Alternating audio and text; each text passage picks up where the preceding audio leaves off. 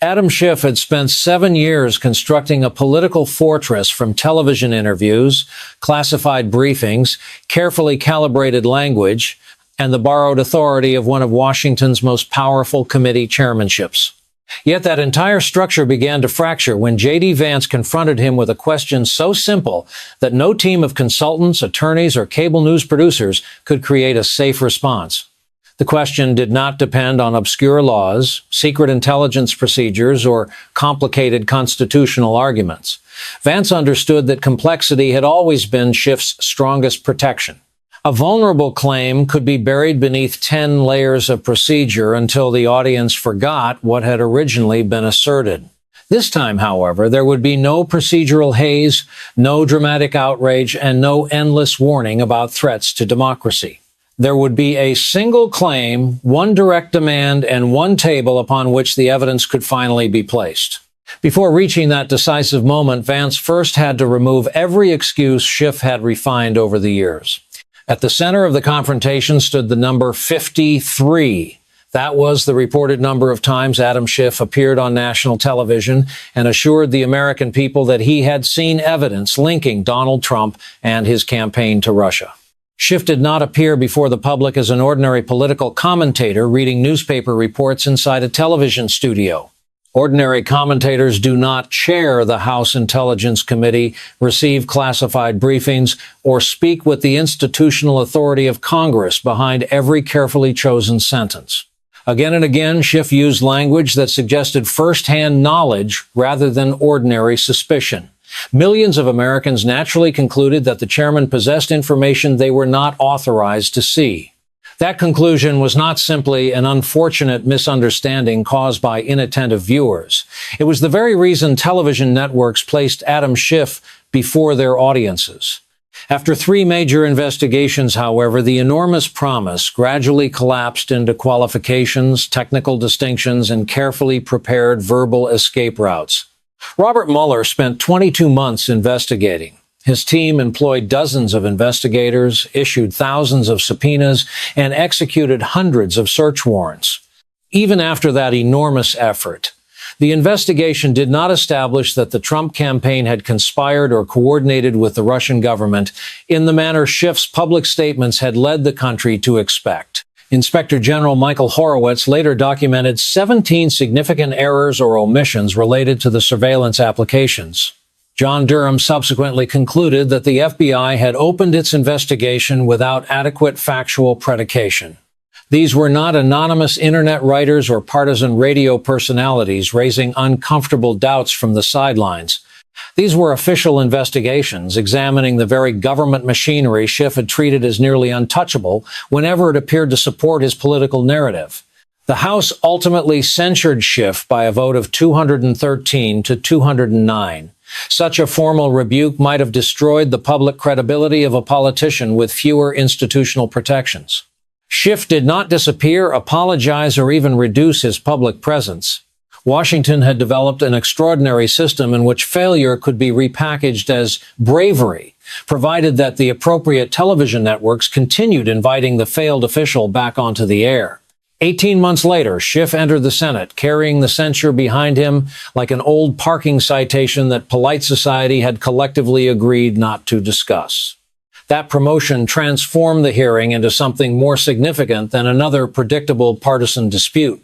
JD Vance was not questioning a former committee chairman who had already suffered the political consequences of his conduct. He was questioning a man who had received even greater authority after the central claim supporting his public identity had collapsed under official investigation. Vance did not begin with a lengthy speech. A speech would have offered Schiff the kind of political confrontation he already knew how to control. Instead, Vance asked whether Schiff's statement that the evidence was visible in plain sight had been based on classified intelligence available to him as committee chairman or on information that was already accessible to the general public. Schiff replied that his public statements had relied on publicly available information. He referenced the Trump Tower meeting and reported communications involving campaign representatives and Russian intermediaries. The answer appeared cautious and defensible, yet it quietly removed the mystery that had made Schiff's earlier declarations so influential. With one response, Schiff reduced his supposedly exceptional understanding to information that any American with access to television, newspapers, or the internet could have reviewed. Vance then pressed the question Schiff had avoided for years. If Schiff possessed no special evidence beyond what ordinary citizens already knew, why had it mattered that Adam Schiff was the person delivering those statements? Schiff had not appeared on television as Adam Schiff, private citizen, amateur analyst, or concerned viewer. He had appeared as chairman of the House Intelligence Committee, a man believed to possess access to classified information unavailable to journalists, voters, and most members of Congress. When Schiff said he had seen direct evidence, Americans did not understand him to mean that he had watched the same cable news reports they had seen. They believed that a senior intelligence official was confirming, without disclosing classified details, that one of the most explosive political accusations in modern American history was true. That distinction was devastating because it revealed the mechanism behind the entire performance. Schiff could later argue that the underlying information had been public. Nevertheless, the authority attached to his office transformed those familiar pieces of information into something that sounded like classified confirmation. Schiff understood the difference. The television networks understood it. Every producer who placed the words Intelligence Committee Chairman beneath Schiff's name understood it as well. Without that title, Schiff was simply another partisan politician, interpreting incomplete reports. With the title, he became the man behind the curtain, assuring the nation that the concealed evidence was even more alarming than what citizens were already permitted to see. Schiff responded that he had spoken according to what he believed was true at the time.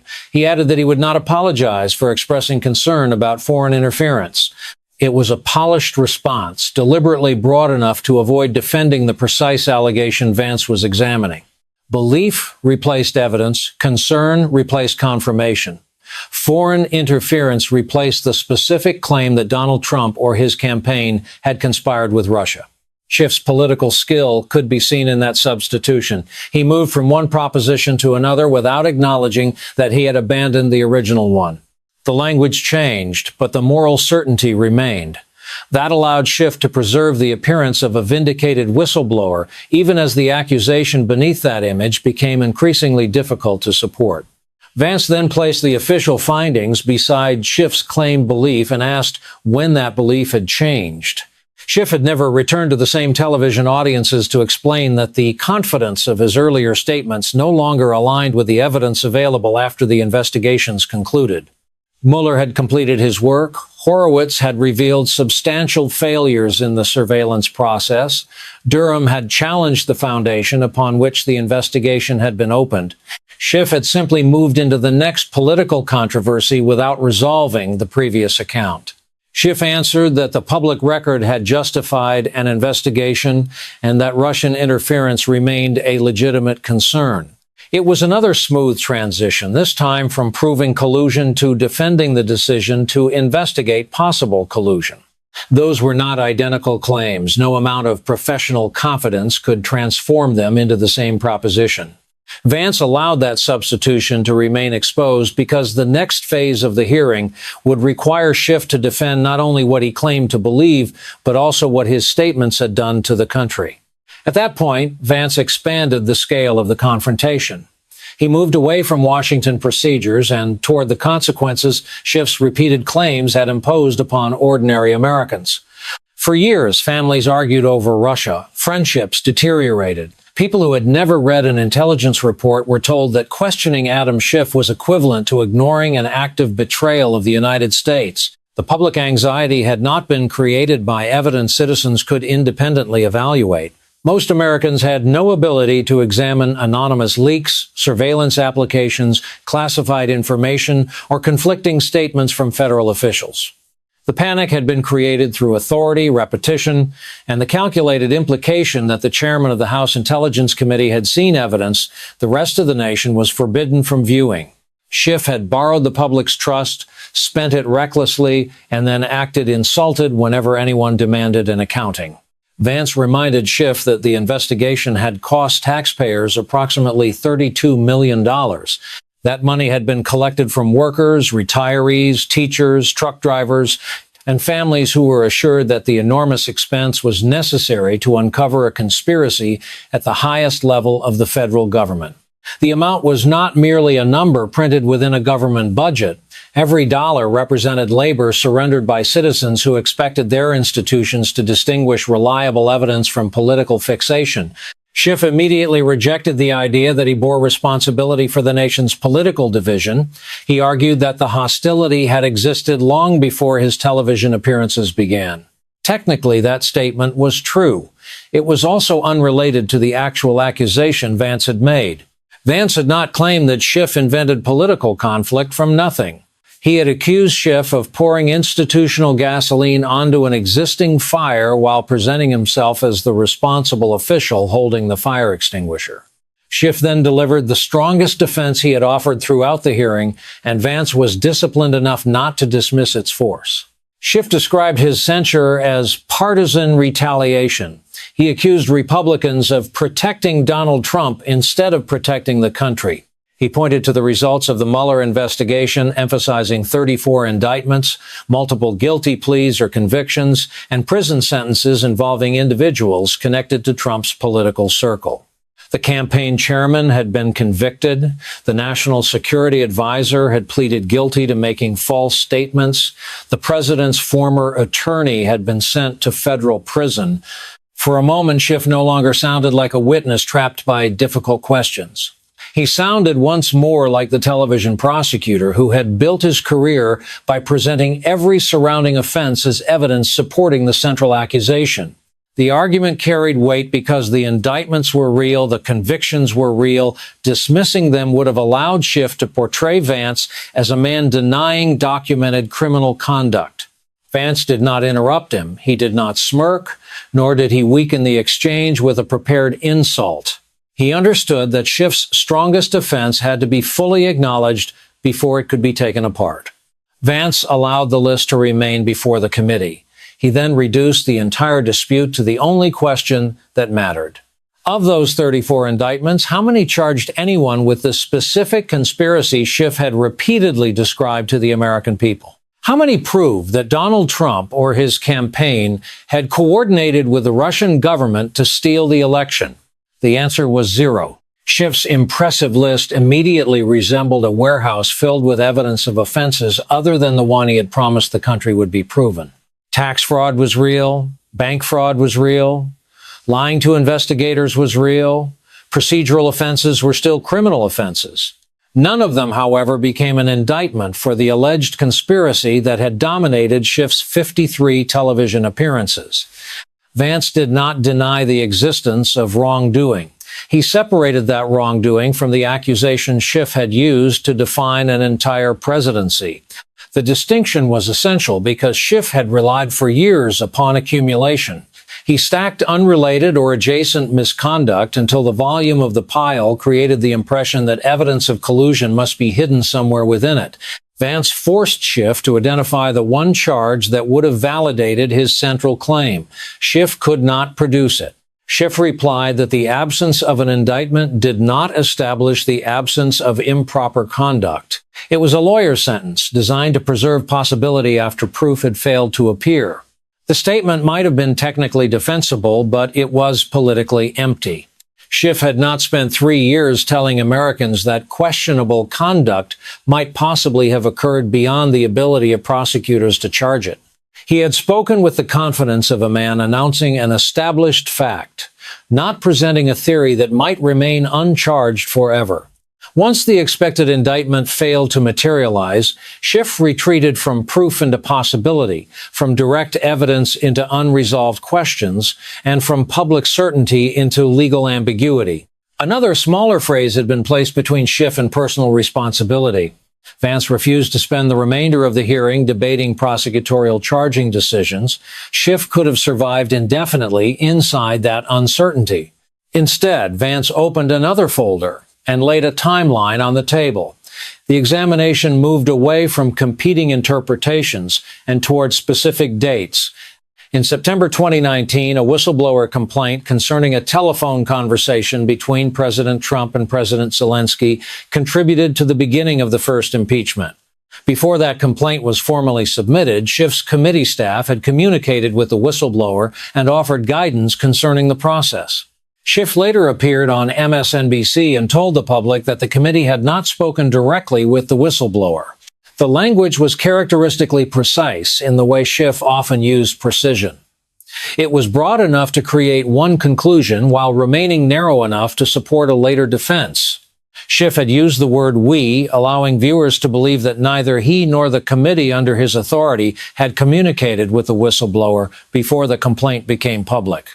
After the timeline emerged, Schiff's defense suddenly rested upon the word "directly," as though contact involving his staff did not count because Schiff had not personally conducted the conversation.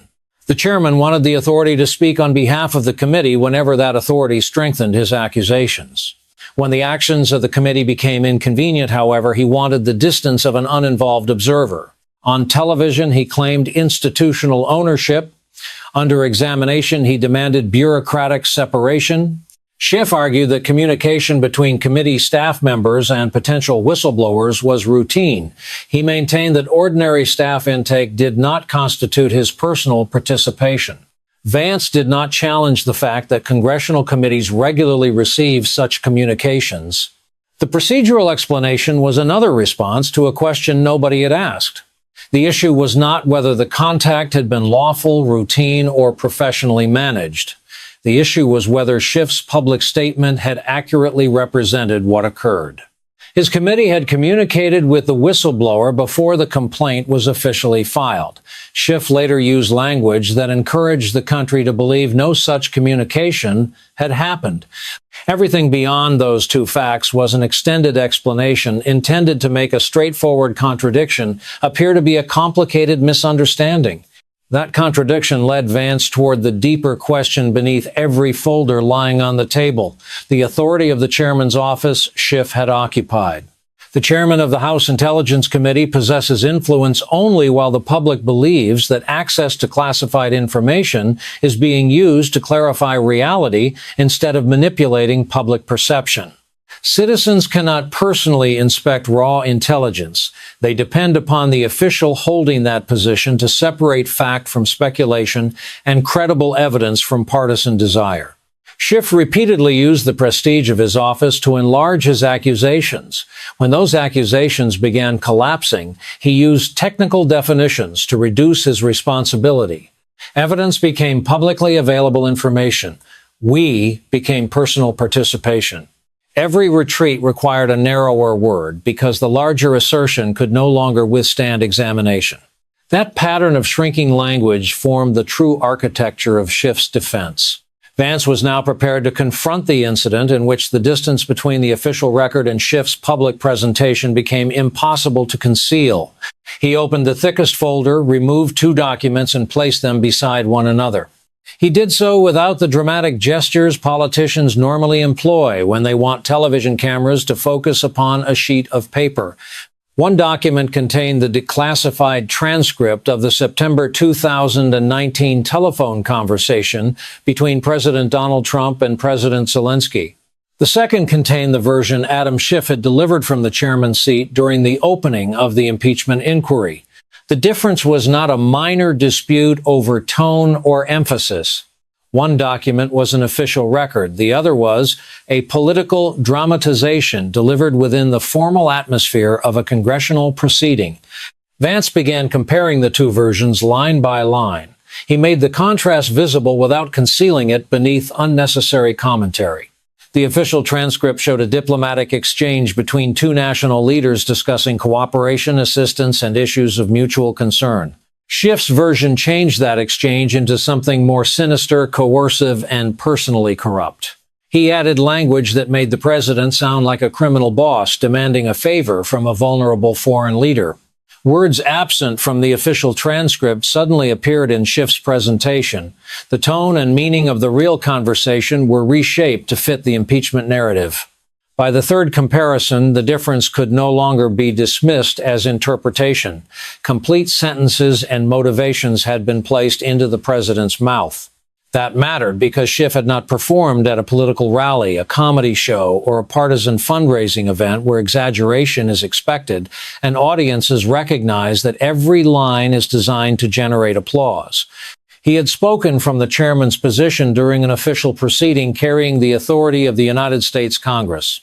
Millions of Americans watching the hearing live had every reason to believe that the man leading the inquiry was accurately describing the central evidence in the case. They had not been warned beforehand that the language was invented, condensed, dramatized, or rewritten for political effect. The chairman had introduced fiction into an evidentiary environment and then relied upon the authority of that environment to make the fiction appear credible. When Vance asked what kind of public official would do such a thing, Schiff immediately reached for the word parody. He described his statement as a dramatization intended to express the essence of Trump's conduct. That explanation emerged only after the comparison had revealed the distance between the real transcript and Schiff's presentation. Vance did not debate whether parody could ever have a place in congressional argument. Such a debate would have allowed Schiff to disappear into another extended procedural explanation. Instead, Vance asked a far simpler question. Before reading the invented dialogue, had Schiff told the audience that it was a parody? Schiff answered that the context of the hearing had made his intention obvious. Once again, the explanation depended upon blaming viewers for misunderstanding a performance that had been designed to produce precisely the conclusion Schiff wanted them to reach. Vance repeated the question. Had Schiff used the word parody before reading the first invented sentence? He demanded a yes or no response, leaving Schiff no space for a speech about context. Schiff opened his mouth, stopped, and then repeated only that the setting had been sufficient. That was not an answer, and everyone inside the hearing room understood it. A man who had spent years correcting the language of others with prosecutorial confidence suddenly could not produce the single word that would resolve the matter. He had not warned the audience because such a warning would have reduced the political impact. The impact had clearly been more important than precise accuracy. The parody defense was not Vance's final question. It did, however, remove the last defensive layer protecting the larger pattern he had spent the hearing revealing.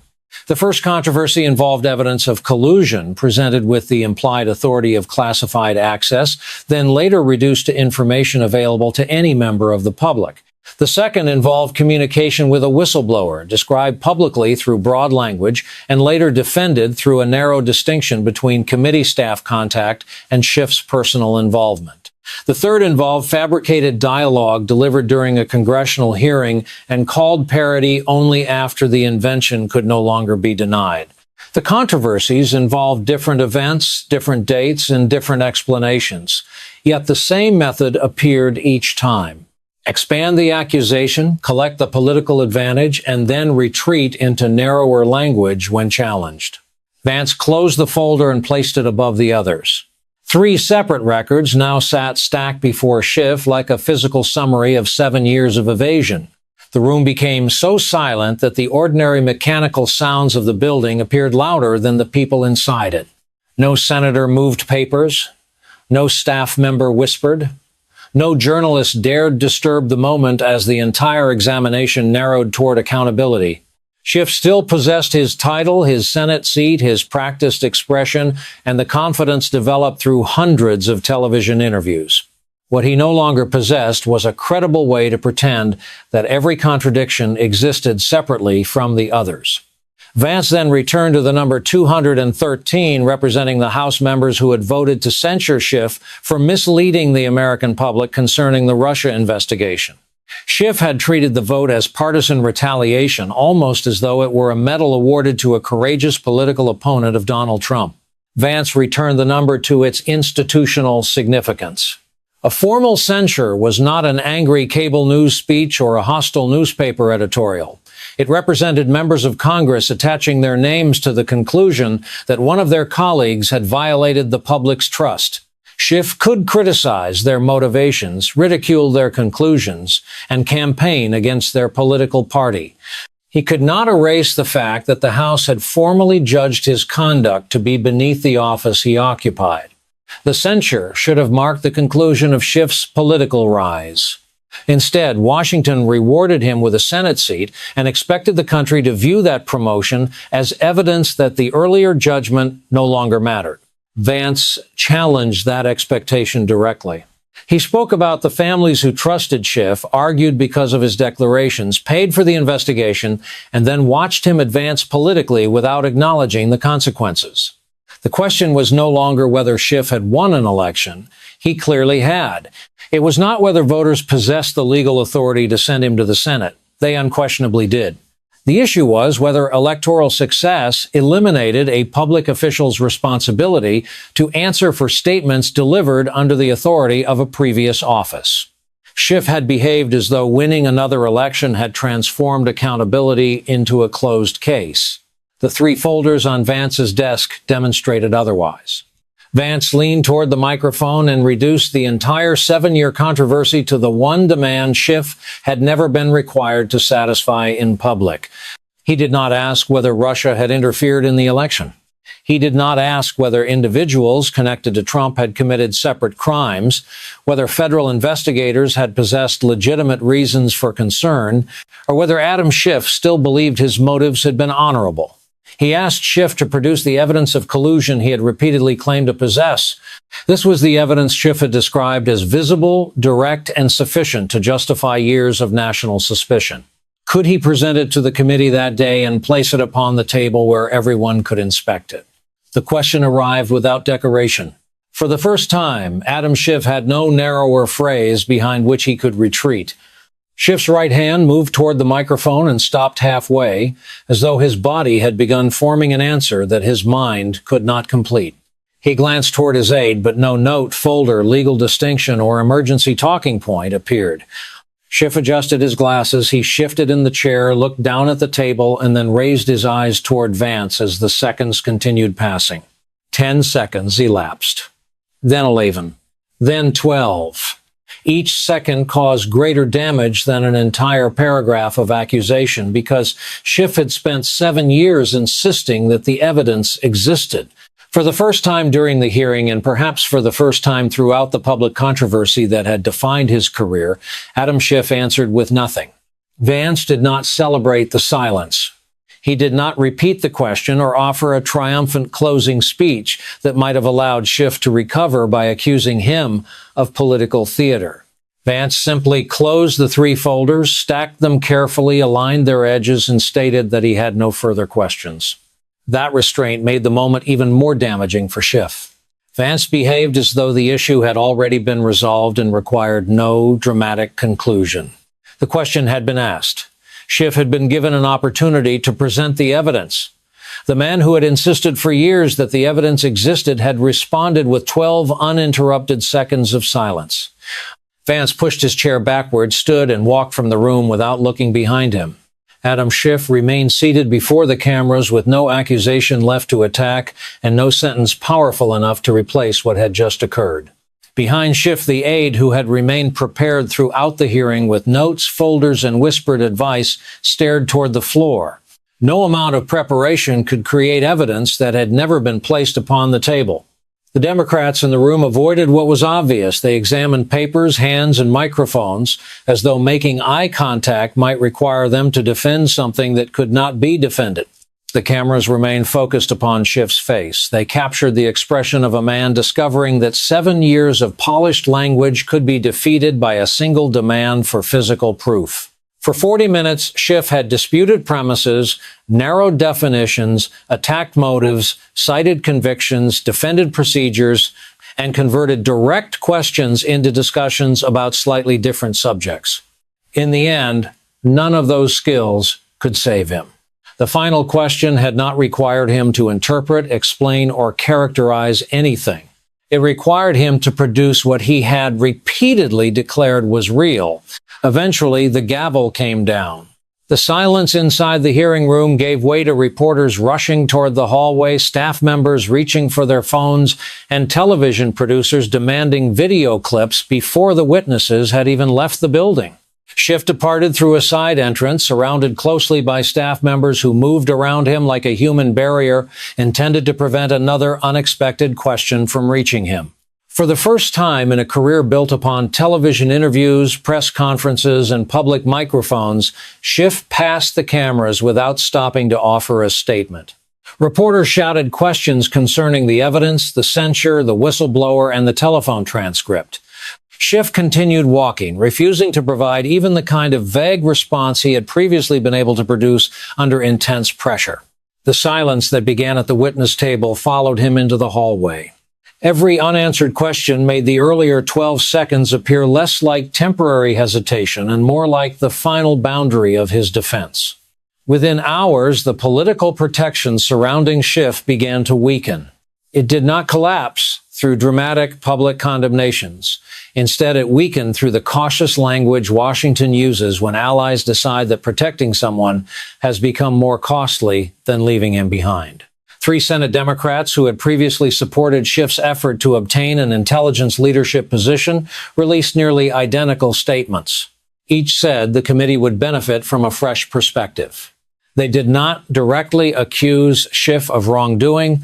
Politicians rarely close a door while publicly admitting that they are the ones pushing it shut.